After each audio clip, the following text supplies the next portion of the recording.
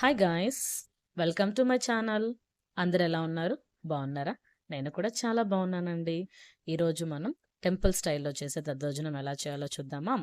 అందుకోసం ఫస్ట్ పచ్చెనగపప్పు, ఉద్దిపప్పు, ఒక ఎండుమిర్చి తుంచి, కరివేపాకు, కొత్తిమీర ఇవన్నిటిని ప్లేట్‌లో తీసి పక్కన పెట్టి ఉంచండి.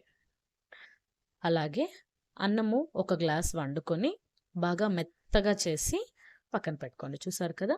ఇంత మెత్తగా ఉండాలి. అప్పుడే దద్దోజనం చాలా టేస్టీగా వస్తుంది.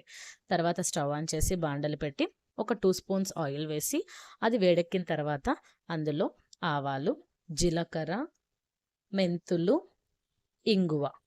ఇంగువ మెయిన్ ఇంపార్టెంట్ ఇందులో. ఇంగువ వేసి అవంతా చిటపటలాడిన తర్వాత ఇందాక చూపించిన ఇంగ్రీడియెంట్స్ అన్నీ వేసి కొంచెం వేయించండి. గోల్డెన్ కలర్‌లో వచ్చేలాగా బాగా దోరగా వేయించండి. ఇట్లా తిరగమార్చేసి పక్కనుంచండి. నెక్స్ట్ మనము ఇందాక అన్నం మెత్తగా చేసి పెట్టుకున్నాం కదండీ! అది తీసి అందులో మనం తిరగమాత తిరగమాతను కూడా వేసి బాగా మిక్స్ చేయండి. బాగా మిక్స్ చేసిన తర్వాత అందులోనే కర్డ్ కొంచెం తీసుకోండి.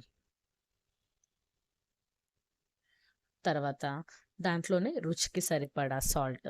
ఇప్పుడు మనం సాల్ట్ వేస్తేనే బావుంటుంది ఇందులో. సాల్ట్ వేసి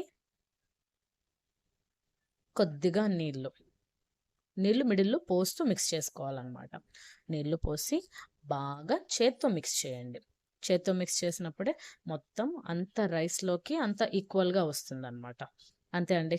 లాస్ట్‌లో కొత్తిమీరతో గార్నిష్ చేశారంటే టెంపుల్ స్టైల్ ప్రసాదంలాగా చేసే దద్దోజనం రెడీ.